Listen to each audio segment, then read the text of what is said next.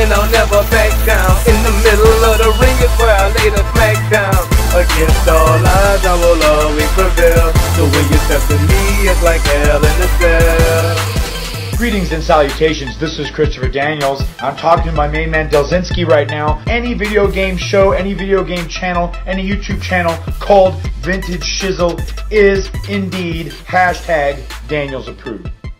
Yo, alright guys, Delzinski here. It's another We Talk weekend, but it's a We Talk special as we're looking at Wrestlemania 31, and I'm joined this week by not only the professor that is Weeds, but I'm also joined by SmackTalks as well.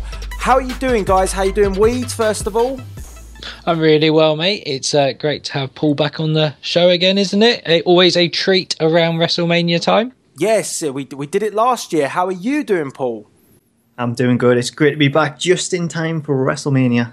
Yes. It's been a very interesting build to WrestleMania. We're going to be talking about all of that. And then we're going to give you our predictions. And also, we're going to give everybody the predictions that you guys gave us as well. So, yeah, it's a really, really busy We Talk today. So, guys, let's kick things off and let's get straight into the mix. Let's talk about the build, first of all, for WrestleMania 31. I don't know who we should ask to kick this off. Let's go with Weeds. Weeds, what did you think about the build so far? We've obviously got one more week to go, but how have you found it so far? It's been enjoyable. They seem to have really stepped it up the last couple of weeks. Raw this week for me wasn't as good as it was the week before, but I mean the build's been going on for ages, hasn't it, since Survivor Series. I'm still intrigued to see if we're going to see Vince pop his head up with a week to go. But yeah, I mean you've had some that have been building for about 6 pay-per-views, and we've had some that have been building for about 2 weeks. So it's been an interesting build, but I've enjoyed most of it. Yeah, what about you, Paul? What do you think of the build this year? Yeah, I've enjoyed it so far. I'm liking what they're doing. I love the focus that they're putting on the IC and the US title belts. That's something that's been in need for a long time now. Bray Wyatt segments with Undertaker, that's been fantastic. I absolutely love them. I think they're doing a lot right, and they've really sort of righted a lot of the wrongs with Roman Reigns. The last couple of weeks, I think he's just come on so much more. Do you think it's better than last year? Because still a lot of people via social media are saying that it's been a bit of not a great card. They still don't feel it's good. I think it's better than last year. I don't know. I think it'll probably come down to this next week, how the book Raw. I think SmackDown will probably be highlights anyway. But I get what people are saying because I still think it is a little lackluster. I don't think it doesn't feel as big as last year. And I'm still sort of in that period where you don't really realise WrestleMania is just a week away because it doesn't feel that close. So I think they've still got things to do, but I think they're on the right track. Is it because of that main event? I think that is partially what is causing it, but I don't know. I think if we just get an all-out brawl between Reigns and Lesnar to end the show on Raw, I think that'll do. That's something that they need just to send it off into that main event. Yeah, that's something me and Weeds have talked about, that whole confrontation between Reigns and Lesnar just not happening. I know we've been asking for it, so it's just not happening. Weeds, what has been your view on the build in terms of the Lesnar Reigns segments? We mentioned it last week that we were hoping that there'd be a confrontation. We still didn't get it on Raw last week, so No, they were both. They weren't both there. But no, it's been. I mean, they've chosen to slow build a lot of things, haven't they? From everything from Sting to versus Triple H, even Orton and Rollins. No contact really until this week. So it has to happen. Like Paul was saying, is the perfect go home Raw moment that will take us into WrestleMania. It has to happen, surely. I'd be absolutely astounded if it doesn't happen on Monday. Lesnar's not going to be there by the sounds of it. What, is he on his holes again? No, I'm only joking. I can imagine if he isn't there, I think there might be a riot. I would find it amazing. To be honest, I thought the promo segment that he had was pretty awesome. I don't know about you guys, but it was. I thoroughly enjoyed that. But it does feel a little bit like there's been too much of Reigns versus Rollins throughout the last few weeks. that could have been saved for a better time, I think. They've very much given quite a lot of that away. It's not been like overly too many classic, 25-minute, 30-minute matches, but I mean, you've seen it quite a lot, like you say. Do you think, Paul, that really should have been saved till after? Because surely coming out of WrestleMania, in a scenario that Reigns does win the belt, it's going to be Rollins versus Reigns moving forward. I don't really see too many other contenders there at the moment because they all seem to be in the mix for other championship belts. Yeah, I kind of agree with it. I think they've overdone it a little bit too much, but the problem is with Lesnar not being around, then you're kind of stuck. I know they brought Henry into it the last couple of weeks, but yeah, I think it'd probably be better just making it a little lighter and just saving that for a little bit further down the line. You don't want to give away too much just now. Exactly. You can never go wrong with sexual chocolate, though, can you? I don't know. That's your opinion.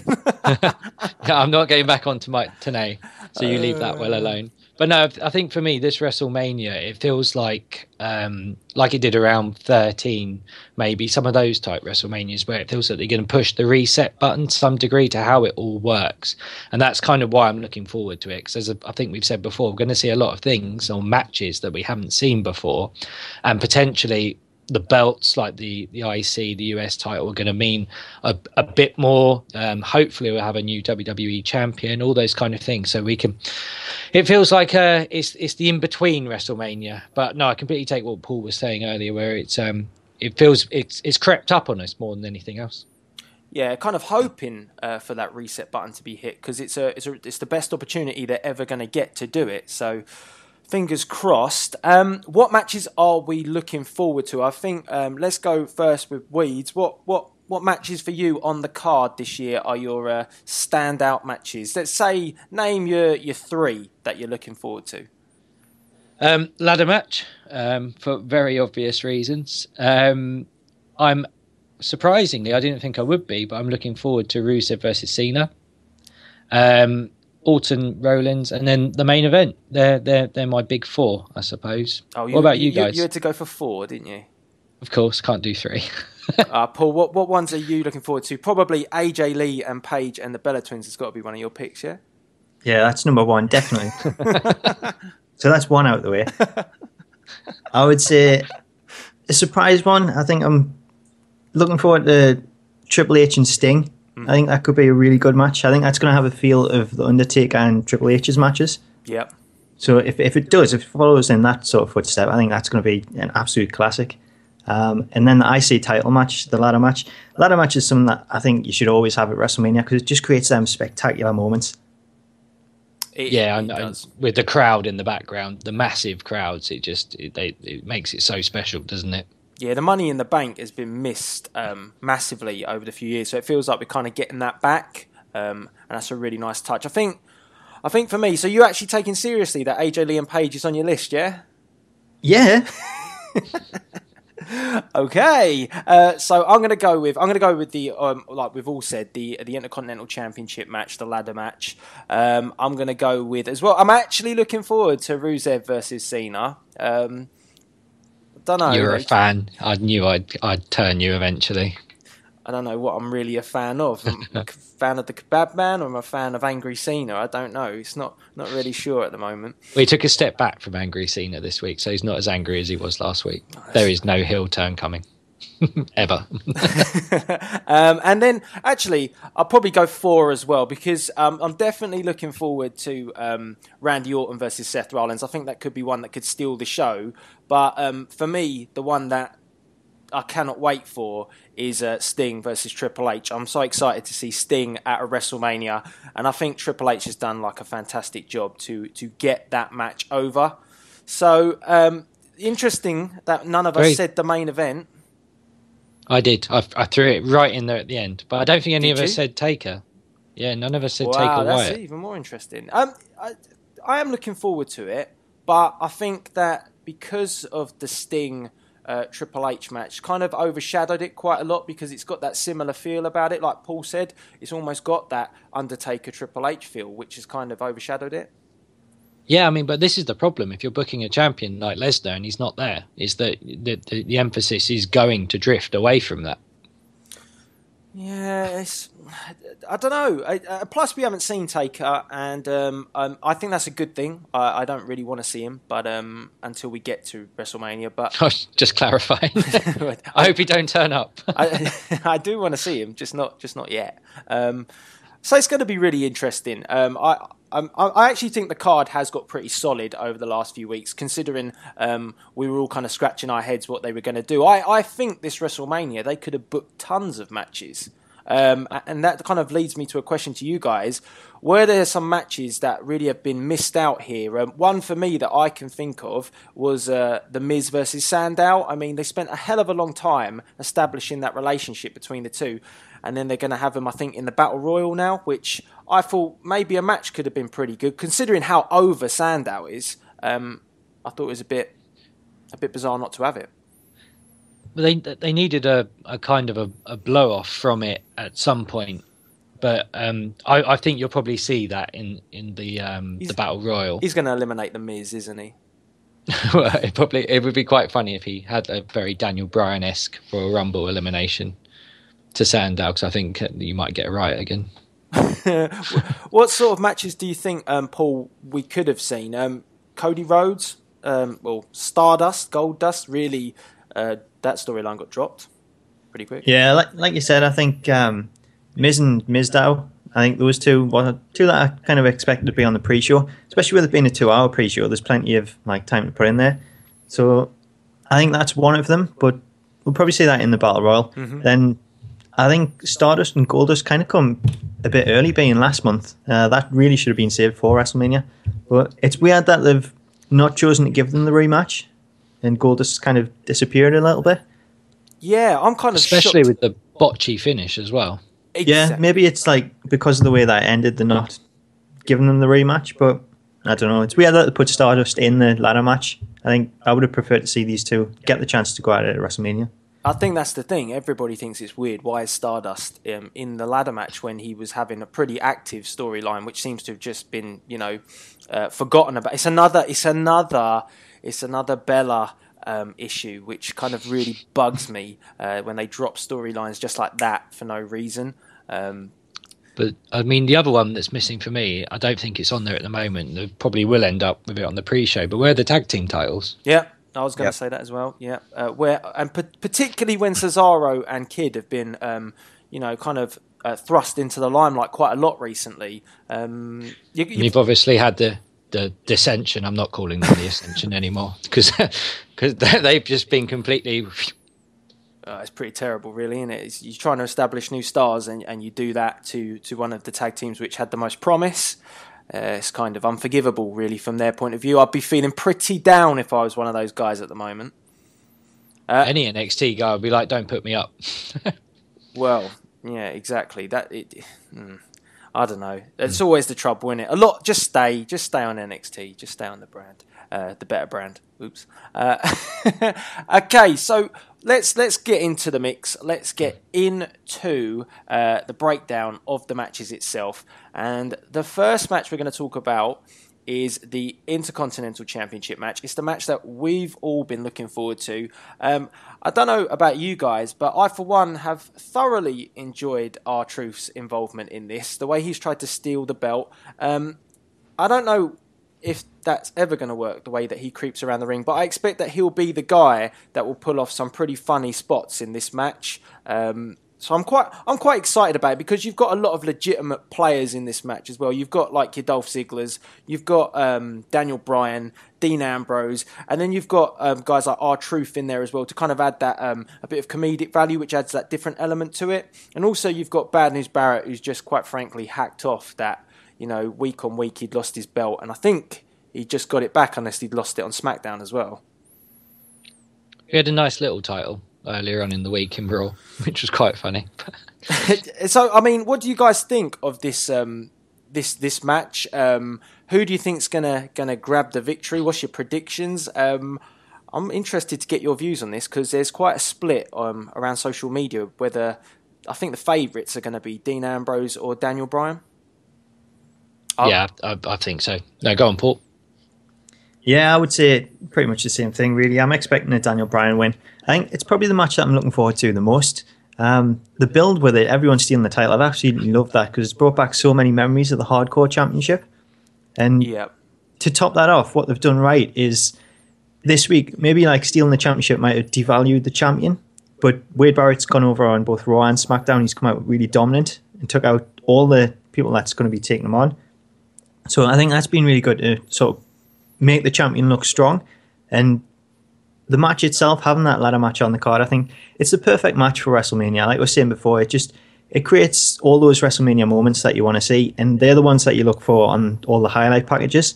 And then on top of that, when you've got people in the match with big names like Bryan, Ziggler, and Ambrose in there, any one of them that wins it, I think that's going to do wonders for the IC title and really bring back a lot of the importance to that belt. So based on that, and wanting to appease the fans that were sort of disheartened at Bryan's treatment since he's come back, then I would say a Bryan win here would be absolutely amazing. It'll give her another WrestleMania moment like we had last year. What do you think, Weeds? No, I'm definitely coming down on the side of Daniel Bryan winning this. I think afterwards it just gives so much prestige, and it will automatically, you got Daniel Bryan going one-on-one with these guys like Dolph Ziggler, Dean Ambrose, Bad News Barrett, brings them up. Not that they arguably aren't good wrestlers, but it brings them up to his kind of, let's just call him a B+ level. But I mean, even when you just look at this, I mean, you got Luke Harper and Ziggler, and for me, they put on one of the best ladder matches last year that I've seen in quite a while. So, add in the other elements to the mix, and it should be awesome, shouldn't it? Yeah, I completely agree with both of you guys about Bryan potentially coming out as champion. The fact that it will really give some spotlight to that belt, because as we've said, the whole stealing of the belt at first didn't seem quite right, but Barrett coming back and establishing himself and making his point proven, that's been very good. And then if Daniel Bryan is to then take on that belt, and when you look at the way this card could go, you could have two major players in the WWE with the lower card belts. Could be leading to the question, is Brock Lesnar going to re-sign with the company and still be part-time? That's why they're building to something like this. But I think that Bryan having the Intercontinental Championship works, and I think just to question a couple of the guys in this match, Dolph Ziggler has had a lot, I don't know if it's opportunities actually, because I think he's been hard done by a lot of the time when he's had that belt, but every time he's had that belt, I don't think he's brought anything extra to that championship belt, and I think that's not his fault, that's WWE's fault. But with that being the case, and I say the same with Dean Ambrose, when Dean Ambrose has picked up titles in the past, hasn't always felt that great. And I think with Bryan, just because of the crowd and the atmosphere and the support that he's got, he's the guy to choose to get that belt back where it needs to be. No, I completely agree again. And like you say, Ziggler's held this belt a number of times and hasn't really, like you say, progressed it, whether it's his own fault or being held back. I think you give it to Daniel Bryan, you're going back to your Shawn Michaels, Bret Hart days when they were the IC title champion, because it's going to be regularly, I would imagine, the best match on the card. Exactly. Well, there is, I'll probably bring it up during the main event, the talk of, you guys have probably heard about the old championships being defended as the main event if Brock Lesnar re-signs with the company. So if Lesnar does retain, then he's still going to be part-time. So the idea is to have Cena defend the United States Championship as the main attraction, or maybe Daniel Bryan defends it as the main event at pay-per-views to soften the blow that Lesnar still can't be asked to come in every single week. But I mean, that's an option, and it would make sense. It might not be something we agree with, but it kind of would make sense. What are your views on that rumour that's going around? I'll put it to Paul first, and then I'll come back to Weeds after. Yeah, I think it makes a lot of sense. If Lesnar does resign and he's going to be part-time, then this is what they should have done a while ago, because they've tried to fill that main event spot with different matches, but a lot of the time there hasn't been too much on the line. So having these two titles now elevated to the sort of next stage and bring a lot more prestige back to it, I think that's really going to just benefit and put something on the line, where before it didn't really matter who won, where now you've actually got a championship, then it kind of matters again. Yeah, 9 times out of 10, I'd say probably someone like a Bryan almost steals the show anyway. So it's kind of expected that having a championship and him defend it makes a lot of sense. Do you agree, Weeds? So, I mean, for me, is this because the other argument is that these guys are basically being pushed down the card again, and there's a lot of people saying, well, Daniel Bryan shouldn't be involved in the Intercontinental, and it's like you're saying, are we changing the landscape of how the WWE works? For me, the champion's got to be there full time. I think you're coming away from a lot of history if you're changing it to it's a specialist title, maybe held at the Big Four or something like that. For me, I think it should be defended every pay-per-view. Otherwise, you're coming too far away from the product. But then at the same time, you have to say, do we need to change how the product works? So, but for me, I'd rather it was defended every match, and the IC and the US title have been used like they've been used before, but they just need a little bit more prominence. That's almost saying the reset button does need to be hit after WrestleMania, isn't it, really? Yeah, as far as I'm concerned, I liked the idea of Lesnar. I think we spoke about this months and months ago, of him being, bringing legitimacy back to that title. But for me, it hasn't worked. I think the matches that he's been in have been awesome, but I think we've said, what was it? He's wrestled 62 minutes since he won the belt at SummerSlam, and for me, that just, it's not spitting in the face of like your Bret Harts and your Shawn Michaels, but the idea of the champion was that they defend all over, and that's kind of what we go to see. And like Paul was saying, if without it meaning it's, I'm surprised that they've got away with it as much as they have, because we've ultimately been watching for 9 months since SummerSlam a lot of wrestling not mean an awful lot. Yeah, but you would say that 62 minutes have been awesome. Yeah, but they have been. But I would say to you, Shawn Michaels did that for half an hour every pay-per-view. Yeah, but don't you? We'll talk about the main event a bit later. But I'm just going to say, don't you get that element of excitement when Lesnar returns? I do. Every time that music hits, you're like, yeah. Are you going to feel that way when Roman Reigns comes out? But for me, they shouldn't have put Lesnar in that position to mean as much as he does, because as I said, we've not just got him elevated. It's like, how the hell do you beat him? And it makes it very difficult to establish other stars when you've got someone who's as hard hitting, as legitimate as he is. That, that's why Roman Reigns, you put him in a situation perhaps where Lesnar's not the champion, and he wins the Royal Rumble and it doesn't get crapped on like it did. But it's very, we've said a lot of the time that it's been Cena, because it's only Cena that has really been able to stand up to the might of Brock Lesnar. It was very interesting when they put Seth Rollins in, but they didn't obviously trust him enough to put him in on a one-on-one, did they, at the time? They probably should have in hindsight. But for me, I don't like this part-time stuff. I think that's what it comes back to. No, I don't like it at all. I'd much prefer it was a full-time title. So what you're saying? Yeah, what, I totally agree as well. I think the problem that they've made is with Lesnar being such a big force now, Cena is the only one. So they're going to have to make Roman look really strong to actually beat him. that line. Exactly, but I think what Weeds was saying, I agree with him as well about the title. I think you need it there all the time. Yeah. I think it works in boxing and UFC and things where you can have the title on the line every couple of months or so. But in terms of wrestling, I think the champion needs to be there, and if the title isn't there all the time, then it gives the people that's there working their ass off every single week nothing to sort of work towards. Because even if they pick up the title, then it's going to be completely different for them to what it is Lesnar. I don't think it's fair the way that he can just come in now and again and defend the title and then go away, and it just craps on everyone else.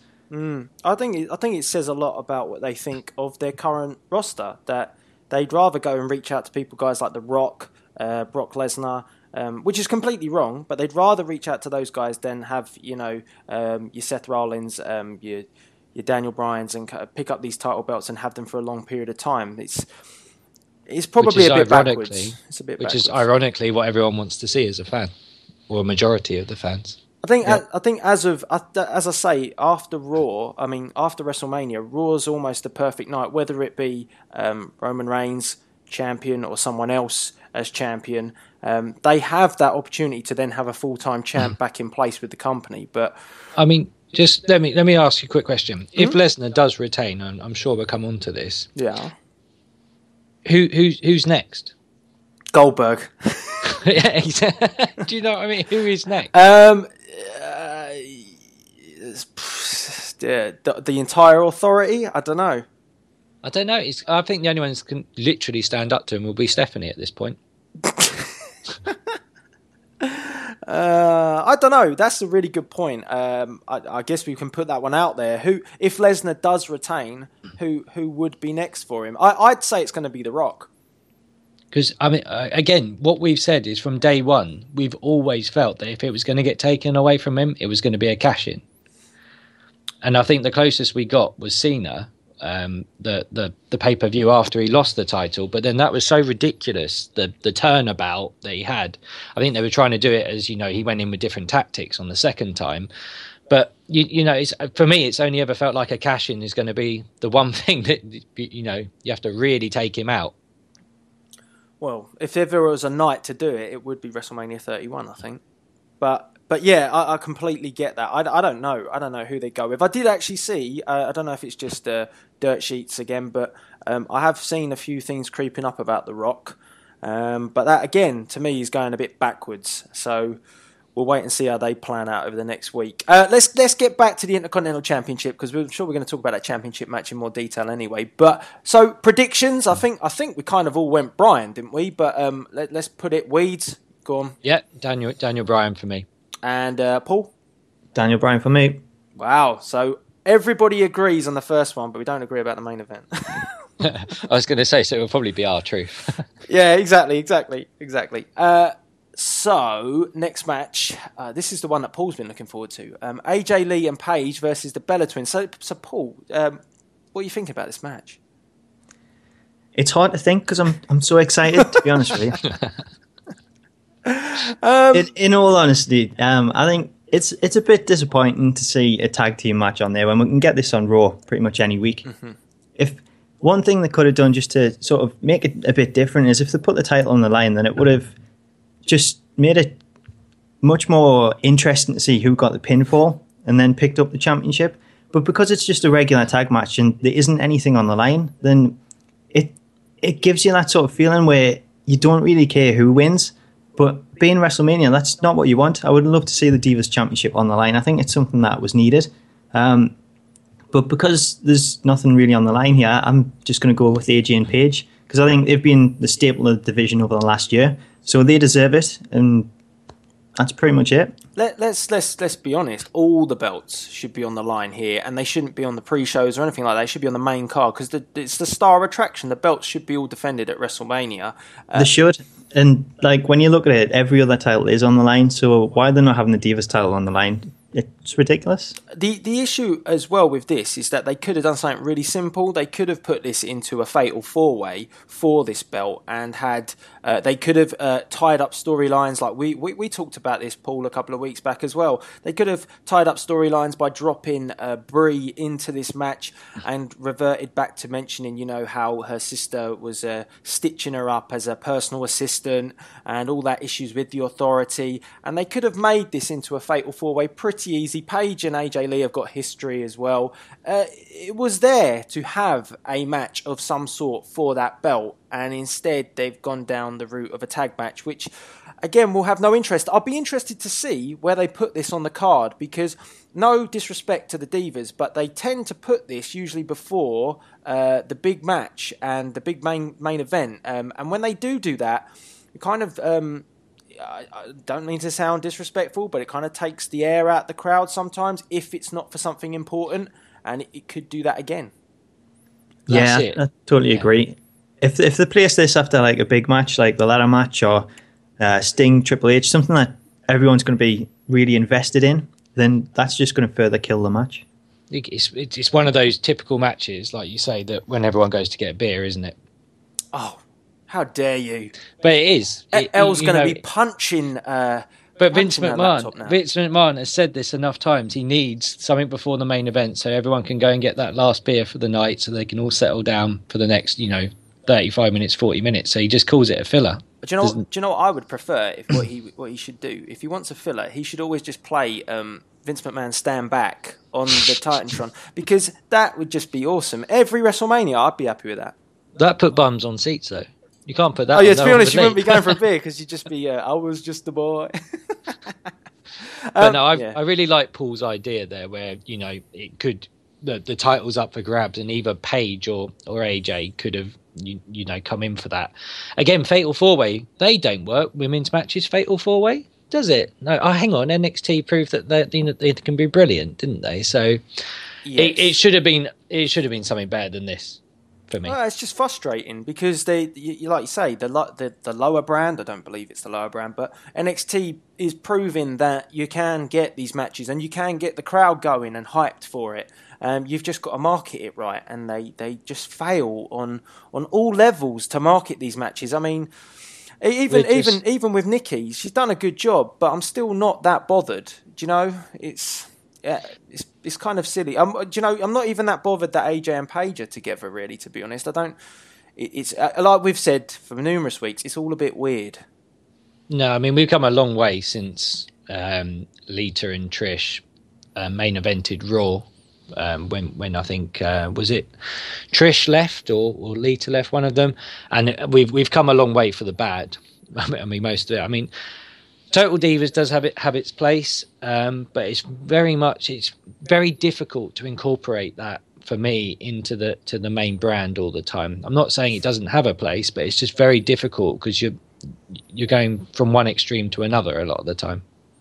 It just takes the element away from the wrestling side. That's why the NXT version of women's wrestling is so much better, because you don't have all that stuff with Total Divas. You're just focusing on what needs to be done, and that's the wrestling. A lot of them have said that they'd rather go back down to NXT and wrestle because that's what they came to do. I think Brie Bella's even said that a couple of times. So when you've got people saying that, when you've got divas saying that, I mean, it kind of sums it up. That and this match kind of says it all. Where Vince sees it on a card, it's not worthy to have the belt put on the line at WrestleMania.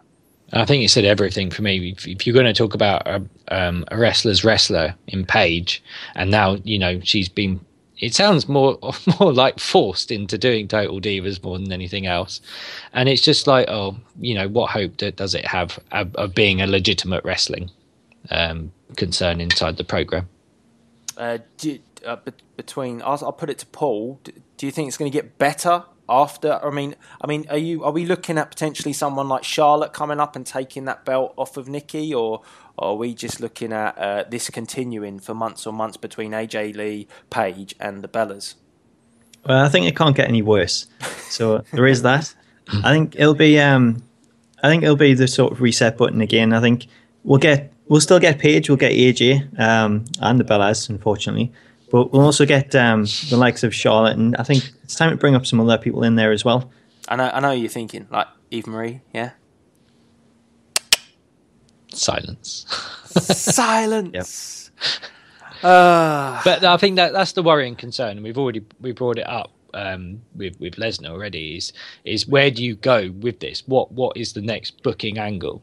Because again, I don't see any. Really good thing to note. I was listening to Jim Ross and Jim Cornette.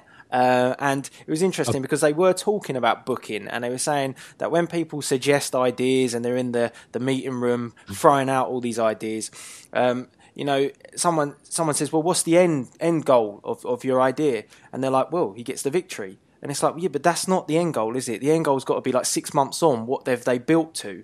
And this is how it sometimes feels with the WWE at the moment. There's no end goal. There's no massive payoff moment. It just drags on and on. It's like, and wow, that looks great. Let's do that and then see what happens. Yeah, I think they kind of hit the nail on the head with their view of it, that you've got to have this payoff, and you've got to have something that excites people. And just having sometimes a match doesn't always have to be the be all and end all. It can be a long-term storyline with a massive payoff at the end. And I think some of the guys get actively invested in it, and I think they've done a better job at the top. With whatever they're doing with Lesnar, but it's the guys down the bottom, like your Cesaros, your Wyatt, even for a while. They just get left out in the cold. They don't have anything. They just say, look, we want you to go and do this for 20 minutes or 15 minutes. I mean, the classic was it Dean Ambrose and Seth Rollins, and they had the match at one of the pay-per-view, and it ended up in an awful kind of, no, it was Ambrose and Wyatt, wasn't it? They just blew it off, and it was like, well, why did you even put it on there? What was the plan? How did this help either guy? That's the same old question that keeps coming up. So it's 90% of the time WWE get into this scenario. I mean, WrestleMania is going to have to answer a lot of questions, and that's one of the interesting things about it. And speaking of questions, is where on earth do they get that big? Well, actually, I'm not. Can't really stop mid-sentence when I say that, but predictions first. I'll stop at the word big, and then we'll go back to what I was saying. Predictions. Predictions for AJ Lee Page and the Bella Twins? I'm going AJ and Page. I'm in full agreement. I'm going to go to Bella Twins just to mix it up a bit. Just to be different, yeah. That's right, yeah. Go against the grain. Fearless Delzinski. Yeah. So that means that AJ and Paige are going to win, but never mind. So anyway, let's talk about something big. Let's talk about something massive and huge. And we're talking about Andre the Giant and that trophy. I mean, I was going to say, where on earth did they get that made, first of all? You tell me. Because it is probably the most hideous trophy I've ever seen. And it don't look real in the slightest. Do you think it looks like Andre the Giant? I just don't like it. I don't. Do you know this match? This match needs a better payoff than just winning a trophy. I don't know if they've put any other extra rules on it. I'm sure you guys are going to enlighten me if they have. But surely this should be a battle royal where you get something out of it. Well, it like worked a title wonders. shot on the next night on Raw or something like that. It worked wonders for Cesaro last year, didn't it? Exactly. I mean, that's what I'm saying. It's just like, well, what is the end goal? You get this trophy that gets broken, and then that's it. I think the end goal is just to get everyone on the pay-per-view and keep them happy. Yeah, give them a payday, it. isn't it? That's it. It's just, to me, it would be.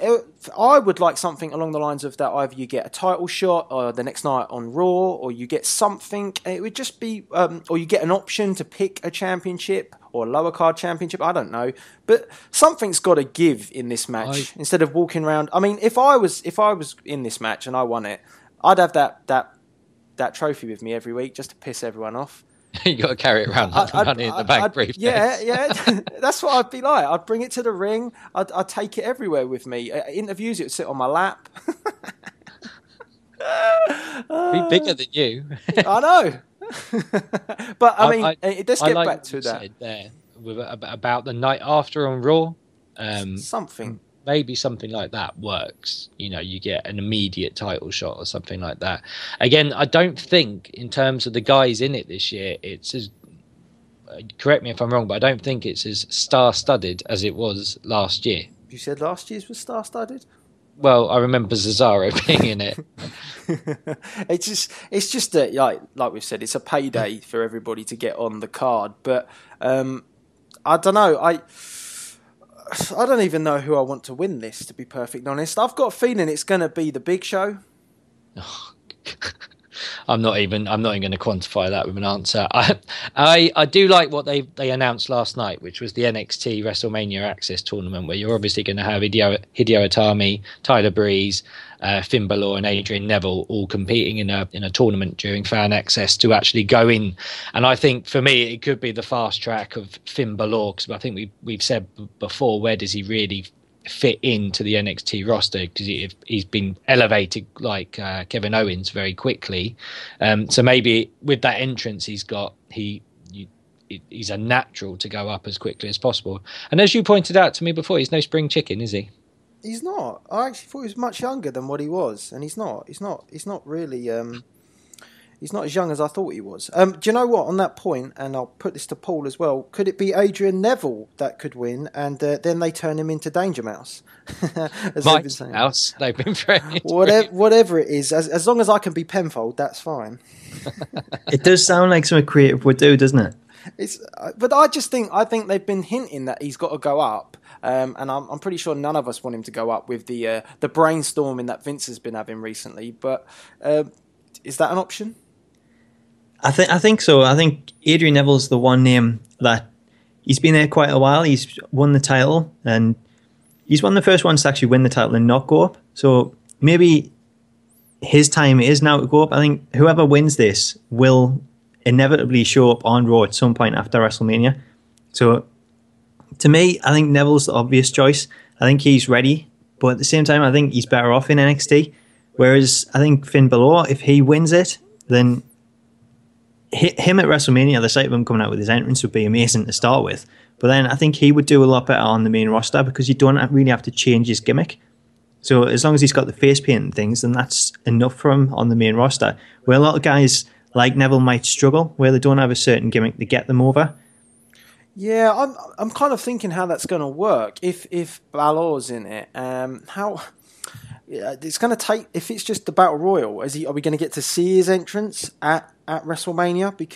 Or is it going to take that kind of element off of him just having him in the ring? Because they all start in the ring, don't they? And it's he's going to get lost in the mix. You get one or two entrances, I think. Yeah, Right. I think if you want to do it so the majority were in the ring and he was one of the last ones to come out, it'll put the emphasis on the NXT guy and obviously on his entrance as well. It's a good point. It's really intriguing because when we talked about this before we came on, and I only just found out about this element with NXT, so it does add another dimension to the match. But I still think the Big Show's going to win it because no one wants that to happen. Well, just out of spite and more than anything else. And usually, what you don't want to happen happens. And I'm pretty sure Vince is going, do you know what we need? We need a 7 foot tall, 500-pound Big Show winning this. Well, I think I've got a list in front of me. So I think the participants we've got are The Miz, Axel Mania, or Axel Curtis, Delzinski. He ain't winning it. Ryback, Fandango, Adam Rose, Zack Ryder, Jack Swagger, Titus O'Neil, Darren Young, Big Show, your favourite, obviously, Kane, Eric Rowan, Mizdow, Sin Cara, Goldust, Heath Slater, and Mark Henry, and of course the NXT winner. It's got to be someone from NXT. There's no point in putting them in it otherwise. Well, I think here in that list, I'm going to go for the obvious choice, and that is Sheamus. Yeah, of course, he's not on there at the moment. This one that I'm reading, but they've been prepping him coming back for ages, haven't they? So yeah, it would actually probably make quite a lot of sense if it was Sheamus, wouldn't it? But isn't he going to get involved in a Continental Championship match? You're saying there's some confusion here in how they're booking. It's WWE. Is it interesting? I don't find the match that interesting. I don't think there's anything to get at this. Like, You just wait until you get down to like the final 6, don't you? And you just see who's left and where's this potentially going to go. I can, to be honest, I'd be really excited to see Adam Rose and Zack Ryder as the final 2. I think that's a WrestleMania moment we've all been waiting for years. Best thing for me at the moment is just no sign of New Day anywhere on the card. Oh, that's just shit, isn't it? Let's be honest. So all right then. Let's go for it. Predictions. Weeds. I am going to go with Finn Balor. Oh, Paul. I still say Sheamus, but from the people announced, I think the NXT winner. I'm going Big Show. Right. He's a giant, and someone's got to carry that blinking trophy around with him, isn't it? You're just convinced that he's going to come out as the Big Show baby at some point still, aren't you? That is a gimmick that could sell merch. Yeah, let's face facts. It could do it. Hashtag Big Show baby. Right, so let's move on. Let's talk about John Cena versus Rusev for the United States Championship. A match that's had a humongous build. It's been interesting. I thought last week it lost a bit of momentum with the guy and the bizarre accent on Raw that JBL seemed to have some sort of fantasy over, because he just kept going, "But I can't speak," and it was just like, really? I mean, it was one of the most weirdest segments I think we've had for quite some time. And where was Lana? I didn't really get where she was gone. Did she get sacked? Is this guy going to be here permanently? Well, hopefully. Hopefully. It was all a bit weird, and Cena reverted a little bit back to his normal self. Oh, he started saluting again, didn't he? You like that? He didn't look as angry. But I was still wondering where Seth Green, with a Better Call Saul attitude, turned up in the ring. It's just weird. It was just so bad. And the commentary team, unfortunately, kind of... I don't know. That's what I mean about them. They just jumped all over it, and they just wouldn't stop. It was relentless. Well, it's classic Vince, wasn't it? He's obviously in JBL's ear going, whoever hired this dumbass, just lay into him. He's the parking attendant. He's the parking attendant. Let him know he's the parking attendant. Yeah, I mean, that's, when you've got a storyline that's meant to be quite serious, and that's what they were trying to build towards, it didn't need that. That accent was awesome, though. I'm not even going to try. My client. I was like, oh, it's Borat. I was going to say, Jen Kui. Paul, what do you think of the build for this storyline? Have you kind of enjoyed the whole John Cena, let's say aggressive streak again, which is kind of filtering away as the weeks go on? Is it something that you've been getting into, and do you think that this is going to be Rusev's first loss? I do, yeah. I think this last week was a bit of a nightmare. It was a bit of a car crash, but up to it, the build-up, I think it's been pretty good. I enjoyed the match that had at Fastlane, even though we knew it would be a case of Cena never giving up to the point that he passed out. But I think it's great for Rusev. It's great that he's getting a match with John Cena at WrestleMania. It's huge for him. But I can't see Rusev staying undefeated. Cena's got to be the guy that beats him, especially when it's the anniversary of him winning the US Championship at WrestleMania. So it's a good way to pay homage to that. And like I say, like we've been keep saying, giving Cena the belt, it just raises the US Championship. I think it's a great way to go about it, and I think Cena's going to be the guy that defeats him. Yeah, I think for some time now we've all been waiting for the spinner to return. So WrestleMania's the night. You're just trying to wind me up today, haven't you? What? You started with the Big Show winning the Battle Royal. Now you've got John Cena bringing a spinner belt. Bringing a sinner out, yeah. I completely agree with you, Paul. On a serious note, that I think the build's been good, and I'm like Cena's biggest critic all the time. And no, I know, and so I've thoroughly enjoyed it. I think Rusev's had a moment to shine. I quite like Rusev's promos. I quite like. It's kind of stereotypical, but I like the way that he does his business. I've liked the aggressive side of Cena. I haven't liked so much is that this aggressive side will disappear, which we all kind of know is going to happen. It would be nice if he kept that, if he picks up the belt, but I can't see it happening. But I do think it has to happen. I do think that Rusev has to be defeated and John Cena takes that belt for this whole thing that I keep talking about, with Bryan with the Intercontinental Championship and Cena then with the United States. Just gives that feeling of all the belts have a major importance. So, Weeds, what's your opinion on the United States Championship picture? I've liked what they've done. I think we've said before, it's felt like a proper wrestling angle with everything from Cena passing out.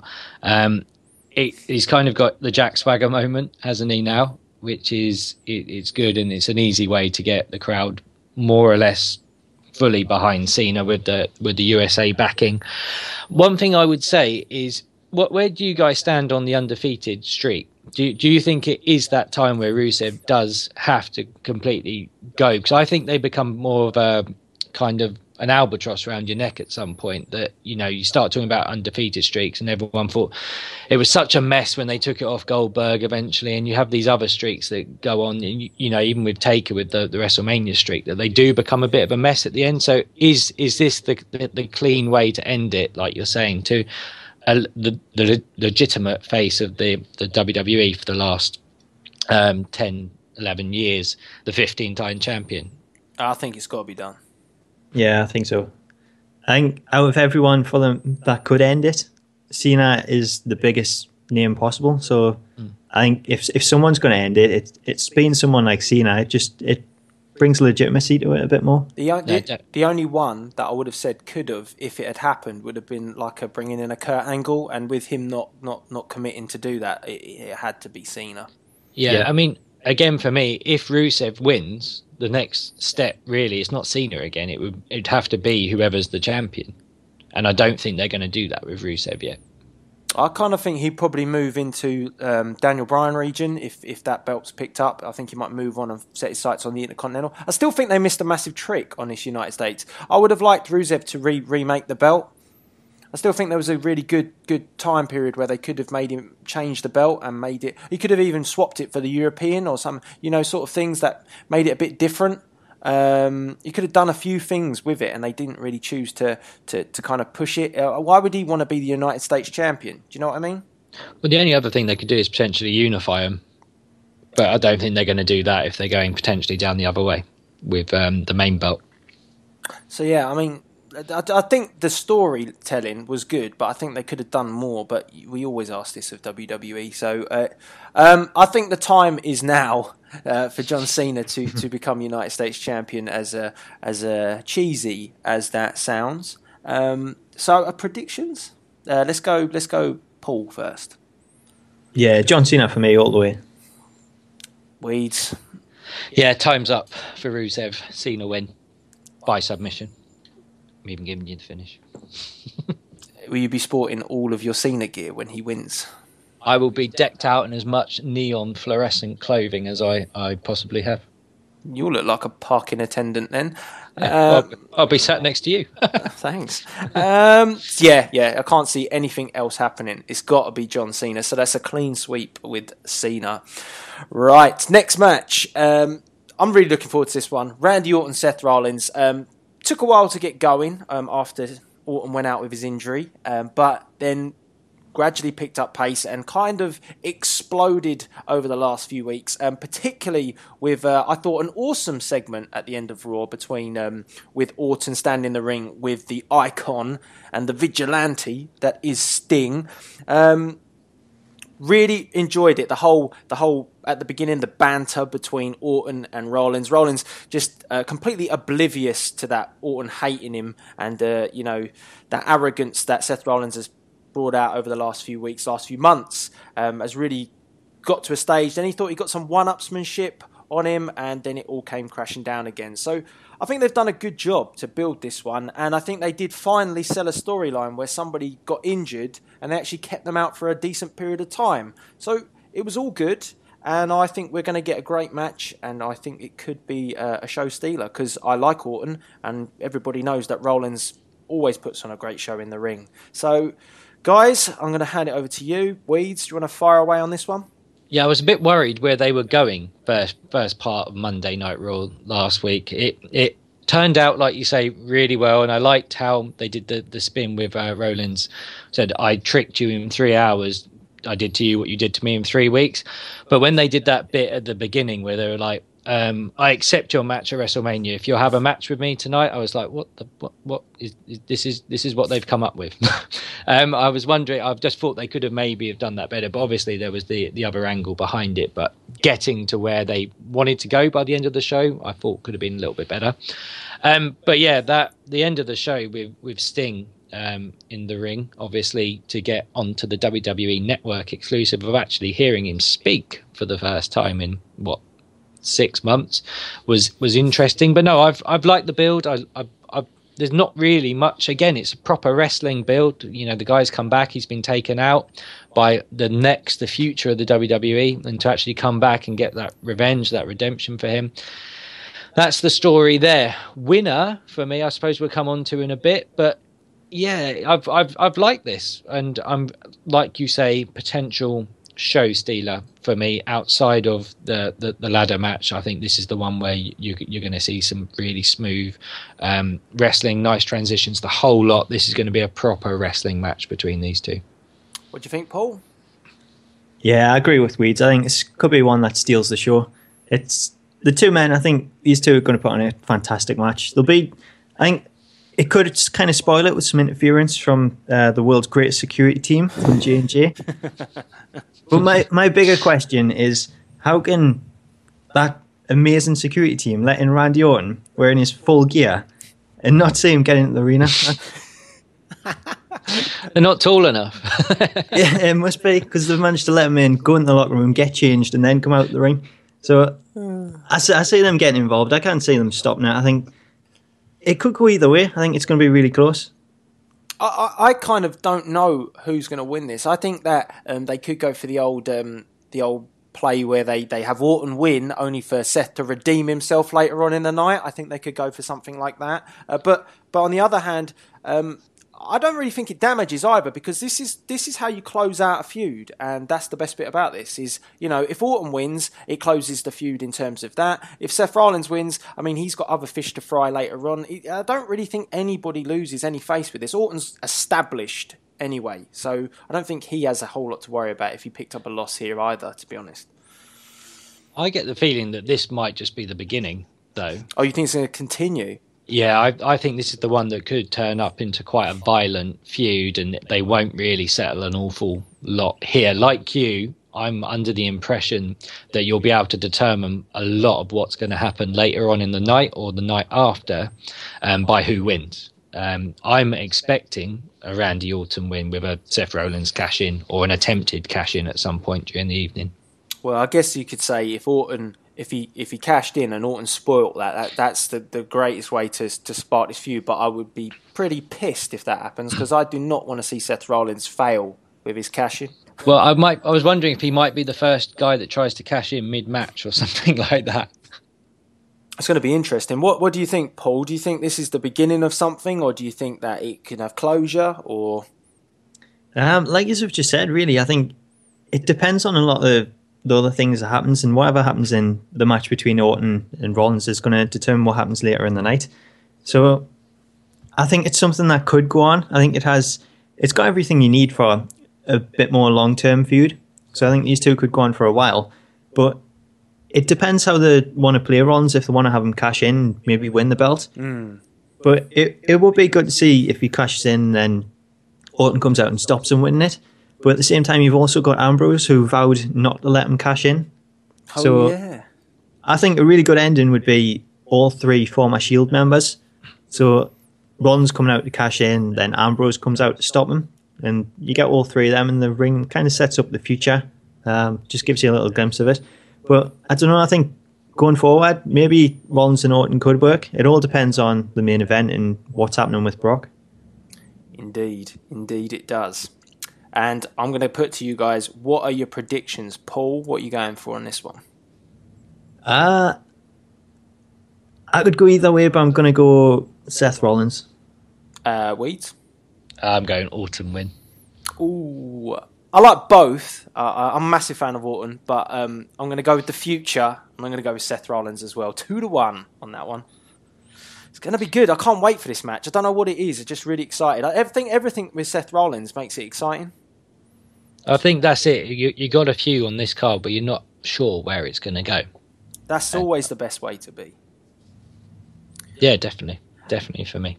So, on to... we're starting to delve into the darkness now, because we're going to talk about two matches which have had a lot of mystery. And we're going to go first with The Undertaker versus Bray Wyatt.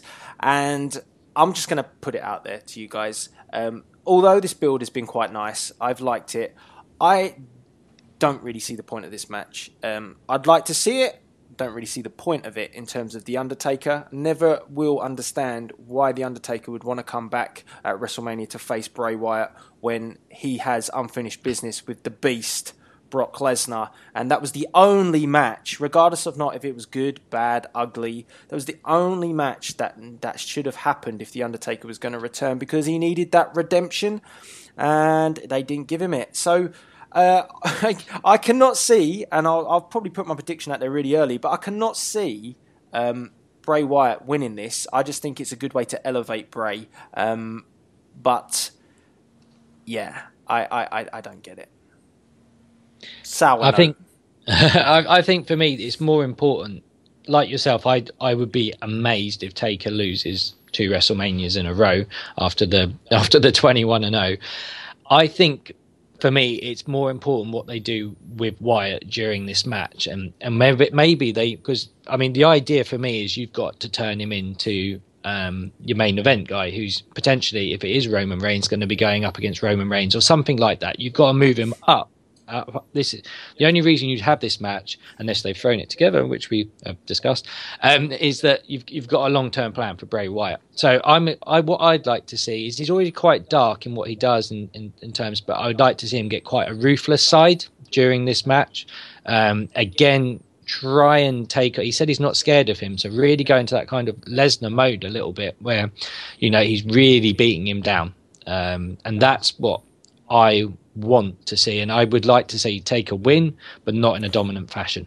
All I'd say before we go to you, Paul, is that if that happens, then regardless or not, if Bray Wyatt loses, where does he go next? And when we talk about things about people having paths and direction.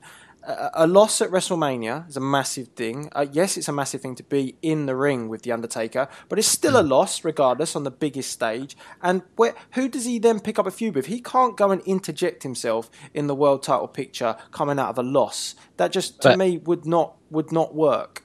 But arguably, that's what Stone Cold did after WrestleMania 13. The way in which he lost became more important than if he had won against Bret Hart then. So that's what I would like them to do. Is I think Wyatt will lose, but it's about what they add to his character during the match so that it enables him to go on to bigger things.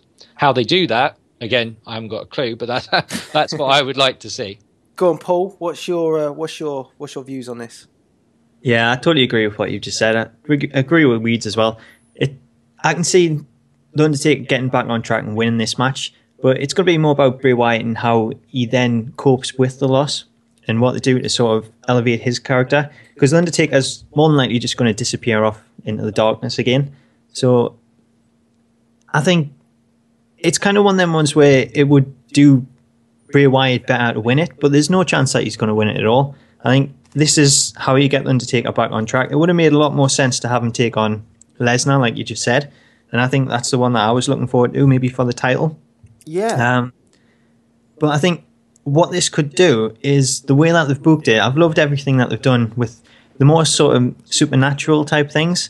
So maybe with Bray Wyatt's character being that sort of way, it's more of a kind of passing of the torch in sort of that sort of aspect.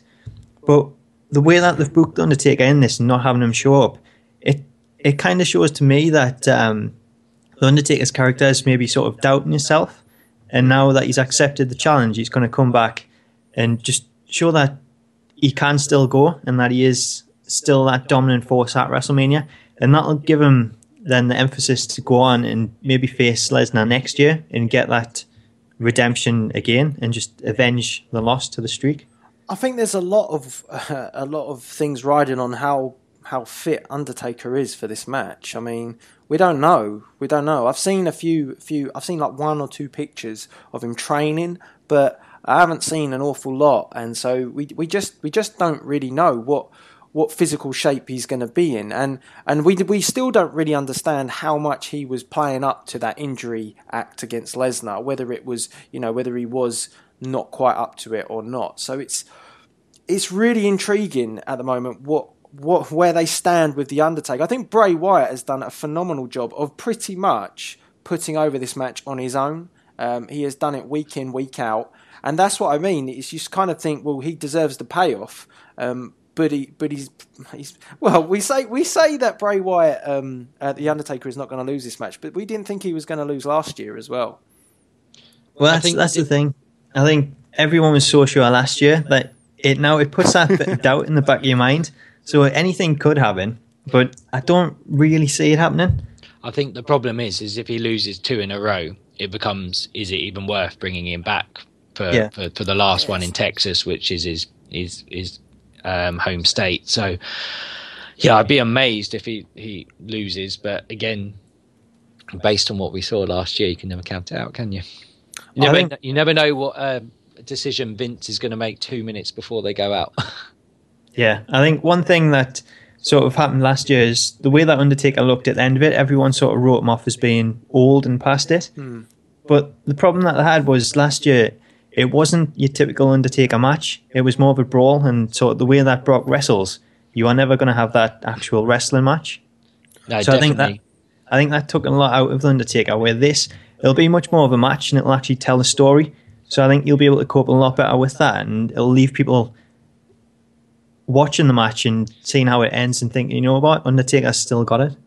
Yeah, I mean, I rewatched that match the other day, Lesnar and Taker, and when you actually look into it, they were both as physical with each other throughout the match, and it was only in like the last couple of 2-3 minutes where Lesnar really did get on top. But up and then he was giving as good, the body shots from Taker looked just as good as the ones he was receiving from Lesnar.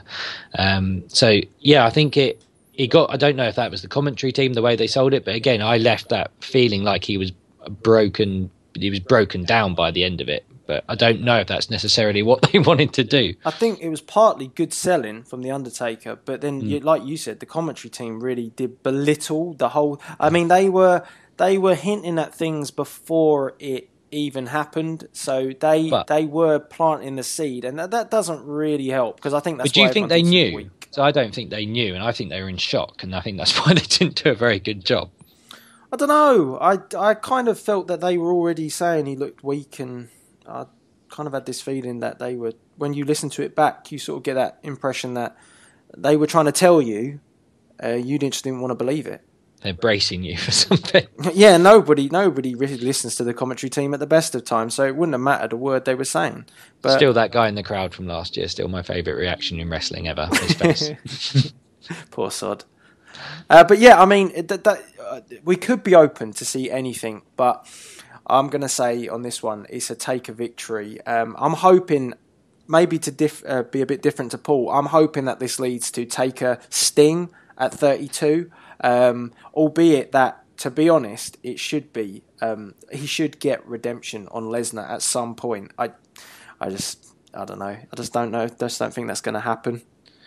Again, I think if we were going to get Taker Sting, I think we've mentioned it will maybe be next year, but it's, I suppose, how do you finish it is the only problem with that one. And I think it would have to be Taker that goes over, but then you kind of diminish what you've done with Sting since you brought him back. But as a WWE guy, I think it would be Taker that would win that. Whether or not it would look any good, I don't know. I would love to see that match. I'd love to see that. It's the dream match still, isn't it? But is it one of those things that once you've done it, it's maybe not necessarily what you thought it might be? I think that they proved their point, and we'll move on to the next match. But I think it proves the point that the supernatural side, the mysteriousness, combine the two together, it's just gold. It would work. I just, hands down. The match, could be questionable how well they can go together, but we'll soon find that out. With Sting going up against Triple H and Taker returning this year. So, what are you guys going for? I'm pretty sure I know what you're going for, but. Just for the record, I think Taker and Sting would be fine. Not discounting age or anything. I think they're two wily veterans that would put on a good show. But for this one, obviously with Taker, I'm going Taker win. Paul? Yeah, totally agree. It's got to be an Undertaker win. And like we just said, I think the two, Undertaker and Sting in the future, I think that's something that still, even if it happens next year or the year after, I think it'll be a great match. They can both do it. Indeed, and that kind of brings us nicely onto, and we're getting close to that main event, but we're talking about a match which has kind of been billed like a main event as well. Sting versus Triple H, and this one's still not really for all the marbles, because they haven't really put any sort of stipulation in terms of that if Sting wins he gets control or something like that. There isn't any sort of oomph to it. It's just Sting saying that he was going to topple Triple H and the Authority. But as well, there's no actual ruling in this match, and I still think that could be something that could come this Monday. I think that this match could be moving towards, or I'd like to see it move into a no-holds-barred match, because you get more ability to use things like the baseball bat and the sledgehammer. I think that would help Sting as well, to be honest. Although, I think Sting looks in the best shape he's been in a long time, because TNA days he picked up quite a lot of injuries. But no one remembers TNA days, so just to put it out there. But I think that Sting has looked awesome coming back. That segment at the end of Raw was great. Interesting to hear him speak on the WWE Network. That's not quite the Sting that I was expecting from the promos that have been built for him. That was more like the old school Sting. That was 92 Sting. Yeah, I mean, so I think they gave something away they didn't need to. I didn't like them letting him speak on the after show because I don't think it was necessary. I think he should have done his talking at WrestleMania and then spoke the next night on Raw, or spoke at WrestleMania. But that's just me being picky. I can't wait for this match. It's going to be a wicked one, and Triple H has really put this one over like gold. So guys, we'll go Paul. What are you thinking about this match? What do you think of the build? And are you looking forward to it? I'm looking forward to it. I'm really looking forward to this one. I think, like you've just said there, it'll be interesting to see if they do add some kind of stipulation to this next week. I think it could actually do with something as well. But regardless of that, I think this match itself, it's going to be a great match. I mentioned earlier that this could be sort of the Triple H and Undertaker match from a couple of years ago. And what I see is Triple H really going for this and really seeing as, he has to end Sting. He has to end the remnants of WCW. So I see him throwing everything that he possibly can at Sting, including a sledgehammer. So I can see it breaking down into a brawl, and maybe even if it was no DQ. But I just see Sting kicking out every time and eventually getting the better of Triple H. And I think that'll make for an absolutely incredible match. You can kind of see the old, I don't know what you want to call it, when he bats his chest. And he's like that. I can see that happen. That that sort of Hulk Hogan comeback. That's what Sting's got in his locker. And after taking an onslaught from Triple H, I can see him doing that. Stinger splash, death drop, death lock. One thing my brother's got a massive issue with, and I'll be interested to hear both your guys' view on it. Is he says that Sting doesn't apply the Scorpion Deathlock, or the sharpshooter, or however you want to call it. He says that he doesn't know how to apply it anymore, and it is questionable. Watching him in TNA, he struggles to hold the knees up. So if there's going to be a long period where he's got to put him in that, are we just going to see him sitting on his back? I really don't like watching that. The Rock does that 9 times out of 10. That move, I don't know if he can hold it up for that long. Brett's always been an expert at doing it, but do you think he's going to struggle with that? And it's not, by the way, on the Scorpion Death Drop, it's not called the Stinger Drop that JBL was saying. That is ridiculous. I mean, if he doesn't know that move, I'm going to hit him in the face myself with a baseball bat. It's just terrible that he doesn't know the names of the moves. I was thinking of petitioning Jim Ross this week just to say, look, if we club together all us fans in the UK, will you do us an alternate commentary for the event? Please. They keep calling Sting Stinger. What's that all about? Stinger. The franchise. They keep calling him things when they're supposed to be putting over that he's the vigilante anyway. You just call him the icon. I don't even know what happened to JBL this week. He started talking about the police. He went off the deep end. We'll save them for another commentary, the bloody commentary team.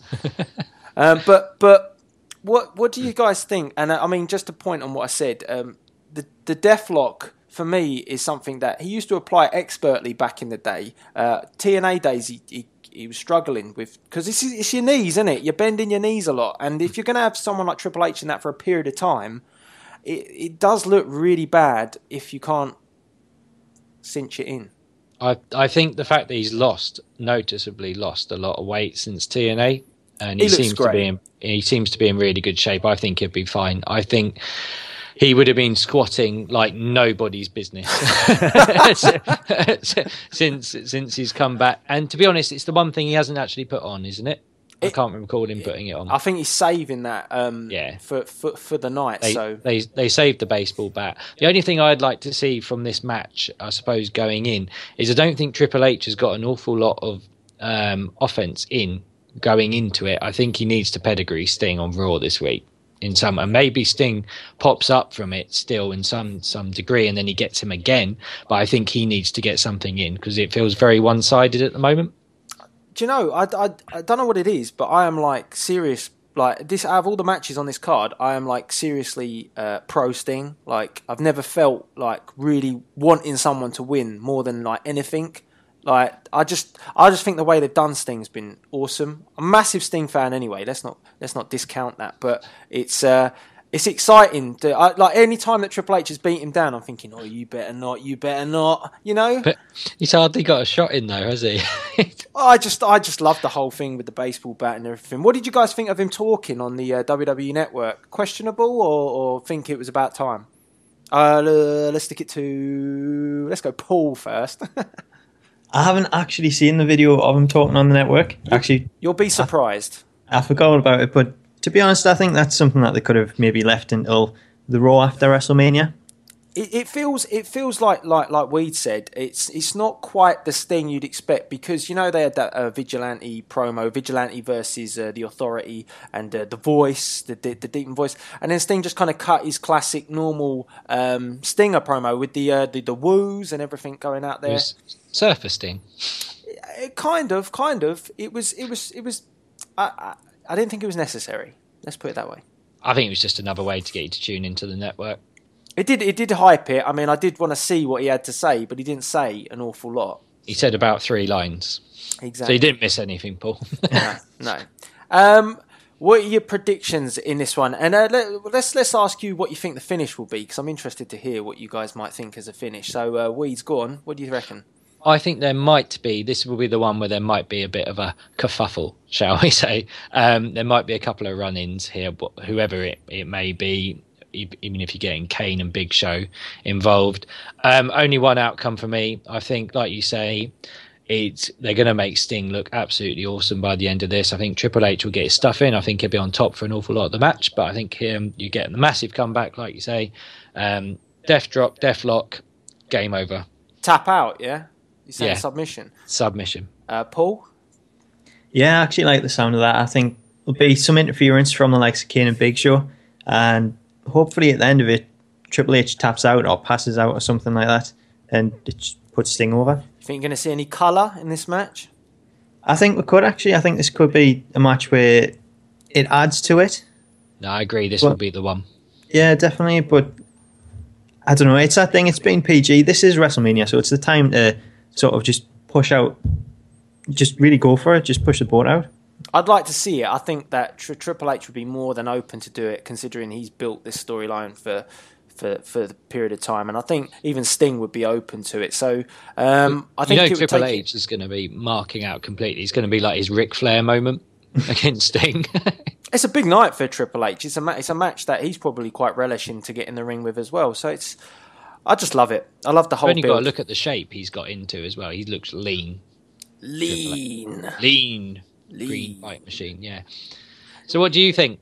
Obviously a Triple H win.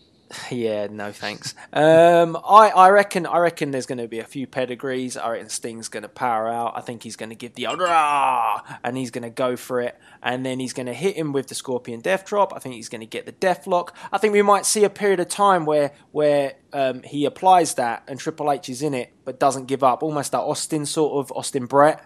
But then ultimately he will tap out. I don't really want to see interference in this one. I want to see a clean victory for either Sting or even be it Triple H if something happens. So the only baseball bat and sledgehammer will be used. The only other thing I think Triple H will try and use some of his moves on Sting. So I think he'll try and put him in a death lock. I think he'll try and do the Scorpion Death Drop, when you get the old reversals.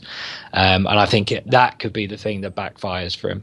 Oh, that would be interesting. That would be really good. So we're all going Sting? Yep. This is like the most agreement we've ever been in.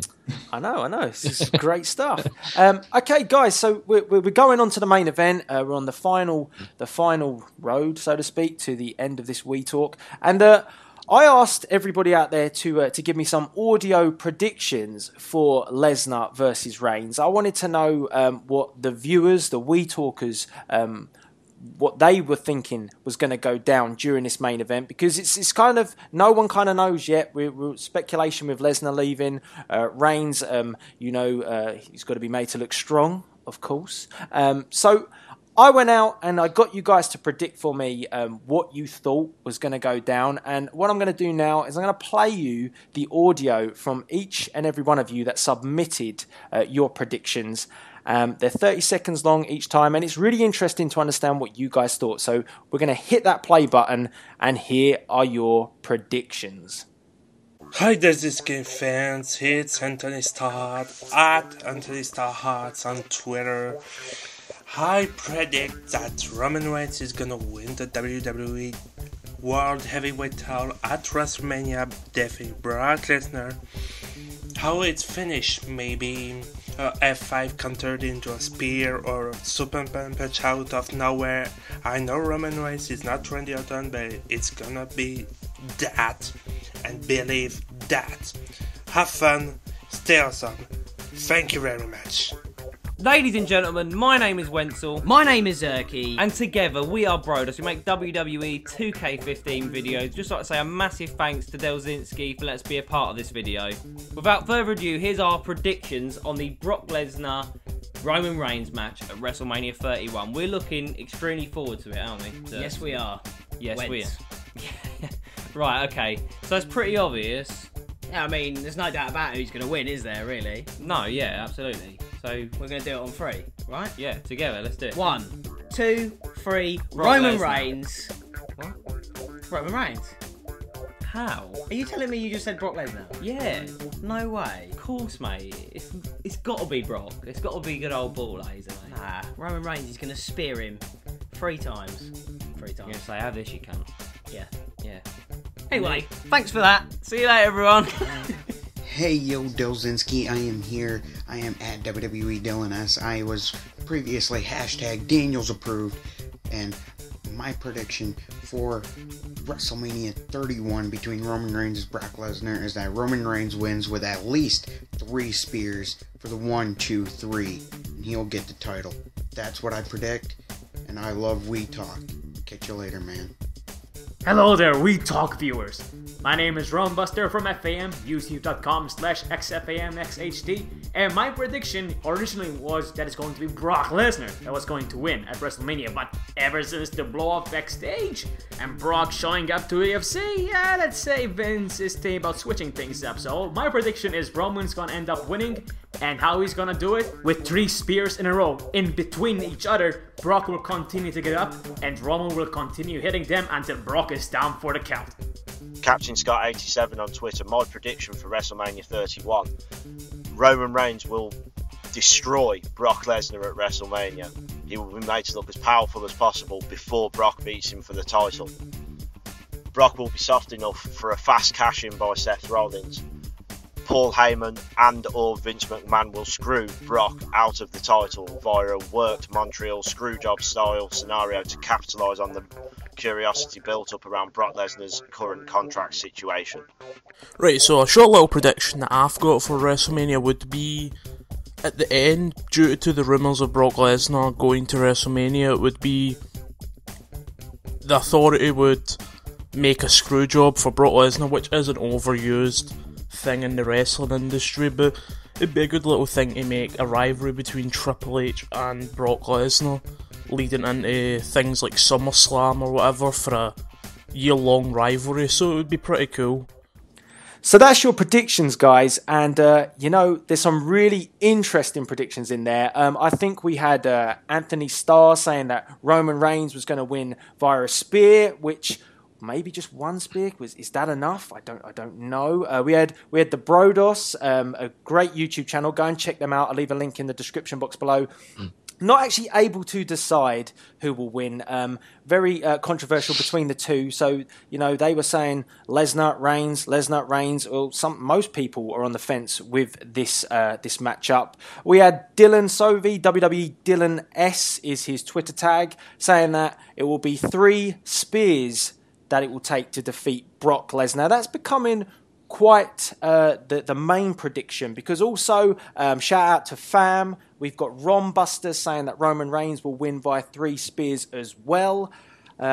Captain Scott 87, Roman Reigns will destroy Lesnar. This was really interesting that I found that he thinks that Roman Reigns will destroy him, but Lesnar will still get the victory, only to have Seth Rollins cash in, which is a scenario that we've talked about on We Talk.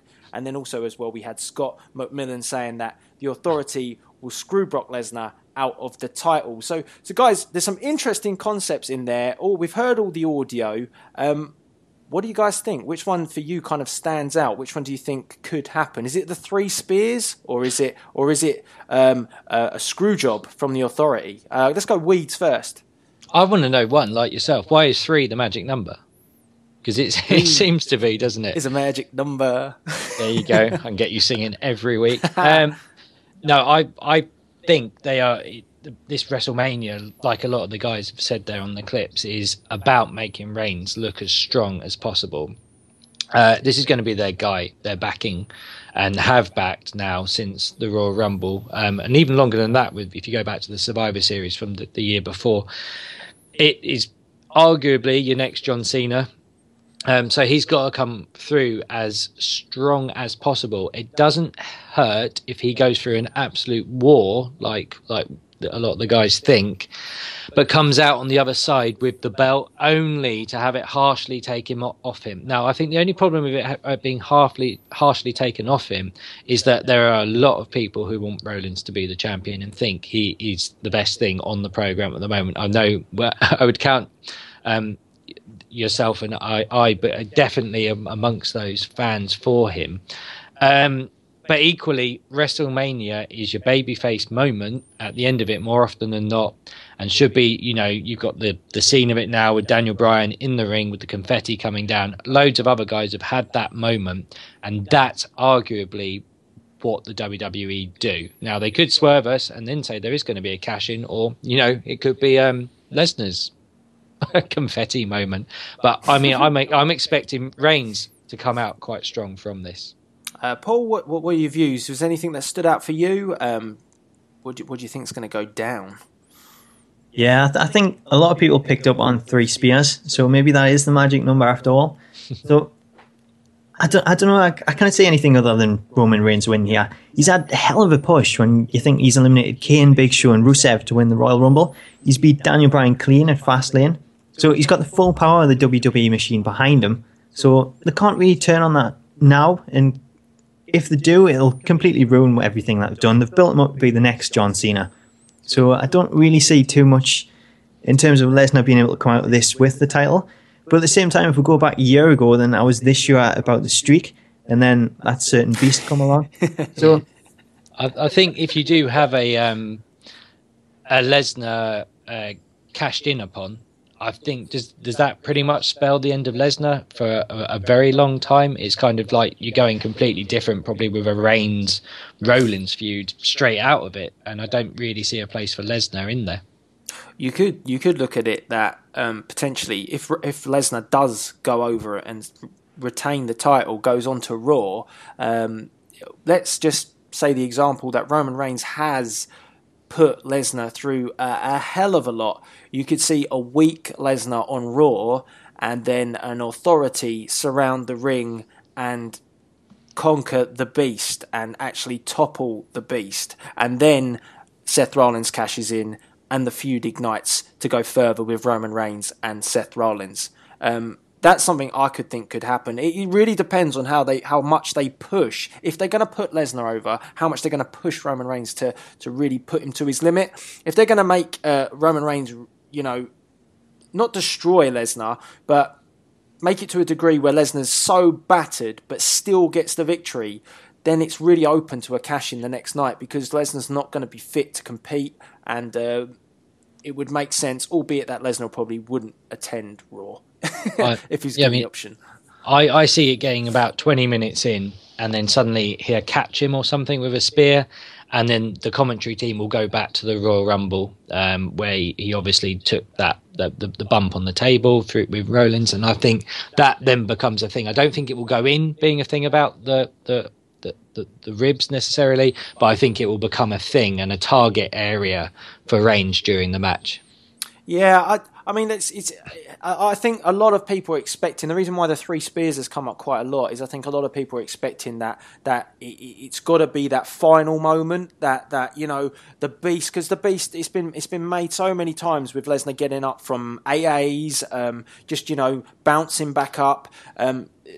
Are we trying to say? Obviously, we are trying to say that the spear is going to be twice as powerful as the AA, because we know that's weak as shit. But the way to do it almost kind of makes sense, that he gets up once, he gets nailed, gets up again, gets nailed. But it's your Rocky 4 story. They've got to humanise Lesnar during this match if Reigns is going to come out. Still think he might kick out. If he kicks, imagine my face would be a picture. If he kicks out 3 spears. Holy crap. But I mean, this is the element that's exciting about this match. I think a lot of people aren't excited because it's not their guy in the match, but I think we've all come to terms now that we all knew that this match is now booked, and we've kind of all come to terms that Roman Reigns is possibly the chosen one, chosen one, Jeff Jarrett style.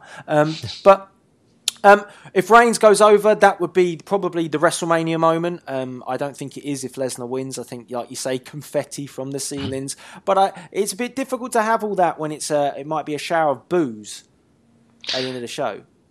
Yeah, I mean, what do you guys think about the boos? Because I think it's quite unwarranted a lot of the time. I get that you buy your ticket and you pay to see something, but there's a lot of intentionally kind of bombing it on purpose. And I think, well, this is what they're going to do. Yeah, we can moan to some degree, but it doesn't really overly change it, because even with everything that went down in Philly, we are still exactly where we expected to be, aren't we? Yeah, I think we expected what was coming. I think the boos are a bit harsh, but I think that what it's becoming is that Lesnar's becoming the face. Yeah. So, but I think the same thing, really. I think the boos, it kind of ruins it, but you cannot really take it out there. I think they're always going to do that. And a lot of people are getting behind Brock now, where a lot of people, to begin with, they're kind of, well, opposite because of him only showing up every once in a while. But the way that Reigns has been booked, I think he's come on quite a lot. So a lot of people's getting behind him.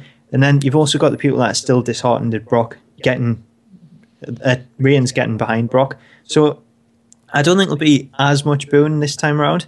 And I think the way that the card's set up, there's so many great matches on it, and there's so many outcomes that'll please the fans, that it could set them up to be in a really good place for that main event. And I think that'll really add to the match. Whereas if the wrong people win the matches before, and the crowd are disheartened at that point, then that could kind of ruin the match. Yeah, so I think all on Daniel Bryan. Yeah, exactly. If Bryan wins beforehand, then everyone's going to be happy and they're all going to be ready for the main event. Yeah, if the card's structured well and they let the right people go over, which they should have learned, then this main event, people will be buzzing for it. If they don't, and like I said, we talked about it earlier with the Divas match, if they structure it wrong, that crowd just kind of pitters out. So, but I got to admit, Lesnar matches, as we said, what was it, 62 minutes? 64? 62. They're always gold, yeah, because it is about him turning up, and I just reckon it'll be a good match. I am looking forward to this. I'm looking forward to it because I don't know. I think I know, but I don't know. I think for me, it's just as long. I don't mind the booing, just as long as there's no "you can't wrestle" directed toward Roman Reigns, because I mean he's proved in the last few months that he can. So yeah, you can't do that, because Lesnar's going to give them all the fingers if that happens, and he'll be off after that. I hope that if they do, they get NXT'd, which is whoever's doing it gets booed out themselves. Yeah, I mean, I have got one more prediction, and I did save this until we'd said our views. And let's say, what are our predictions then? And what's our final moment? Let's do what all the We Talkers have done. And as I said, I have got one more prediction in the bag that we'll release after we've said this. So I'm going to go with... Are you ready for this? I'm going to go with a Brock Lesnar win, yeah, with a cash-in of Seth Rollins after he wins. Reigns will spear him possibly 3 times. Reigns will look the dominant force, but Lesnar is going to catch him, and Lesnar's going to win, but he's going to be so battered, and so it's been a hellacious match, and then we're going to have Seth Rollins cash in and leave WrestleMania with the championship. So, Weeds, what do you reckon? Reigns win, and then an attempted cash in. I will leave it as an attempted cash-in. I won't say if I think it will be successful. I don't think it will be, but I think if they do that, they run the risk of it getting crapped on. So I think if there is going to be a cash-in, if Reigns wins, I think if Lesnar wins, there will be a cash-in right there and then, and Rollins will win, maybe even with Reigns for some reason helping him. If not, I think the cash-in will be the night after against Reigns. Paul? Yeah, I kind of agree with that as well. I think Roman Reigns is... I kind of see him not winning it. It's got to be Roman Reigns. But I do see a cash-in. I don't know how it'll go. I can maybe see Ambrose coming out to stop Rollins.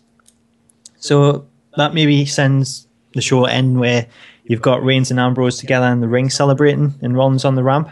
So I'd love to see those 3 former Shield members out there at the end of the show. I don't know, dream scenario, maybe I would love to see Ambrose then turn on Reigns and take him out and maybe even let Rollins cash in.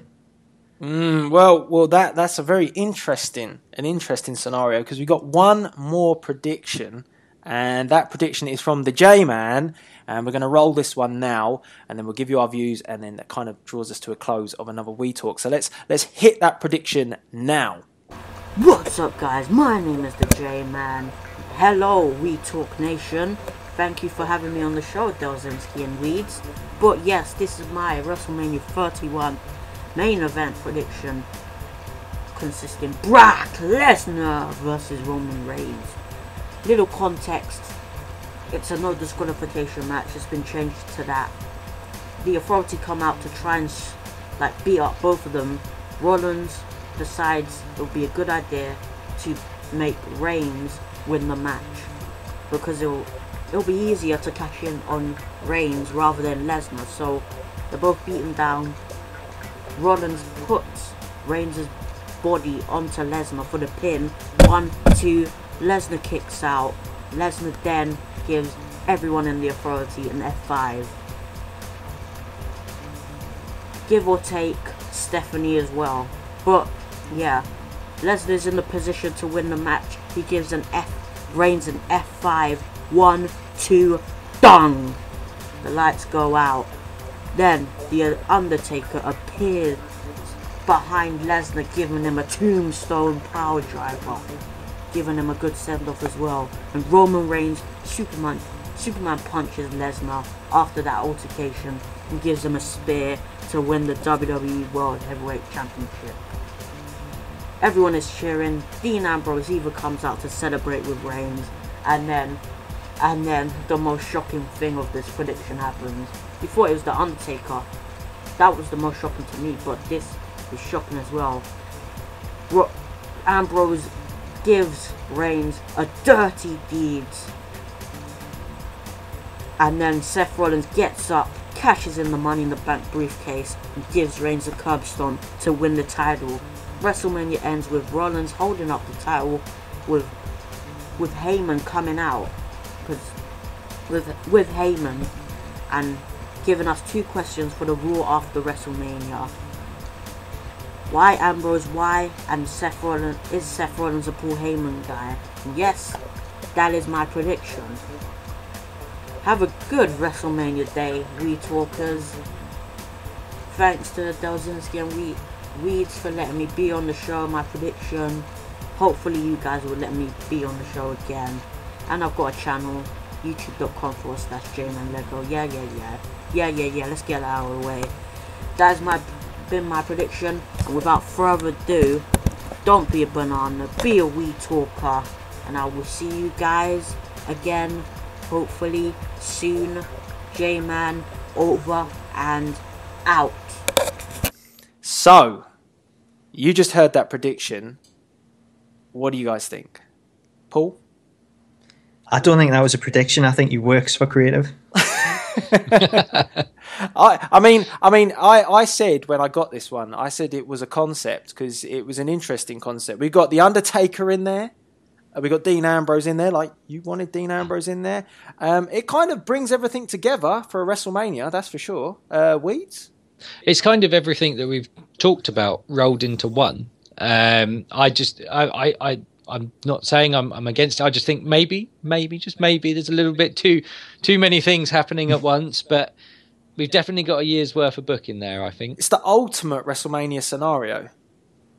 Well, yeah, we as we said, and again, we could be here next week or in a couple of weeks' time saying, "Oh, do you know what? We got it spot on." Imagine that was the scenario, and that's what happened. That would be kind of interesting. I think for me, the important thing is I would like to see, like you guys have said, Undertaker have that moment again with Lesnar at some point. Yep. Oh yeah. That has to really happen, don't you think? At some point, but it just doesn't feel like it ever will. No, it does feel like it's passed us by a little bit, especially if Lesnar's going. Like you've said, I really like the idea of Taker coming back for 31 and going against Lesnar, and it becoming, because the build for that would have been phenomenal. And I mean, even if we did know the result coming out of it, can you imagine? And that he actually retired, I think you said, like that as the champion. He's brought the title back to the wrestling world. I think that would have been a perfect ending for the career of the Undertaker. Exactly. Well, that kind of brings us to the close of another We Talk, and it really has been a humongous We Talk. It's the WrestleMania We Talk. What we're going to do in next week's show, because you guys have been asking, because we kind of brought this forward, is we're going to be talking about, obviously, Raw, the final go-home show, and if anything's changed, then we will cover that as well. But I'm pretty sure I don't reckon there's going to be a huge amount changing. I reckon there could be a few stipulations here or there. A massive shout out to all you guys that participated in this We Talk. Hopefully you guys will want to do it more often and get involved with us. Thank you for all your predictions. Pretty good ones there. I think some of them will come true. Paul, have you got any sort of plugs that you want to give away? Just check out the SmackTalks channel. I'll be doing a video on camera later today for a change.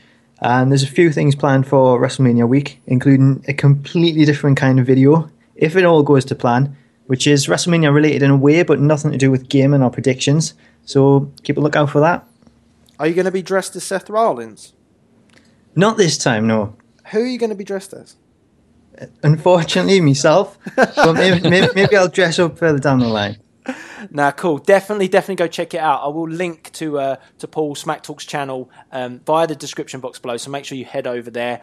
And tonight, don't forget to check out at 8 p.m. UK time. We've got another episode, week 3 of Saturday Night Main Event. It's getting heated up. It's semi-final time, guys, in Universe mode. So yeah, who will be the first Saturday Night Main Event champion? Only time will tell. Weeds, you got anything left to say? No, all I've got to say is I am looking forward to the final Go Home Raw. I'm going to have a couple of blogs on Delzinski's channel in the next week or so. So one, again, like we said, we're just putting the finishing touches to what gets interested in wrestling.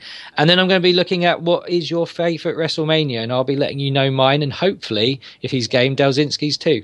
Yeah, we'll definitely try and do that as well. There's so much going on at the moment. Guys, I just want to say as well, I did have a few shout-outs, and I just want to say it's kind of tied in with the audio prediction. So let's just face facts. Anybody that listens to We Talk is most definitely Delzinski approved, Daniels approved, Velvet approved. What else have we got? We've got tons of approvals. Was SmackTalks approved? SmackTalks approved. Angle approved. Weeds approved. No one wants that. Yeah, you just approved full stop. Like I said, check out SmackTalks channel. Got plenty of stuff coming next week, and it's all in the build-up to the big one that is WrestleMania. Hit that like button, and it draws us to the end of another We Talk. So this is Delzinski saying, signing out. Guys, do you want to say goodbye? Yeah, until next WrestleMania, guys. Enjoy. Thanks for having us. Catch you later. Weeds, does that mean that we're not coming back to next WrestleMania? Well, I'll see if I get the job again next week. Hi, wrestling fans and gamers. Velvet Sky here, and I just want to say I've been hearing a rumor that Delzinski.com is the best place for video gaming and wrestling content. Now, if you're a wrestling fan and a hardcore gamer like myself, then I suggest you check out Delzinski.com. You will not be disappointed. Holler!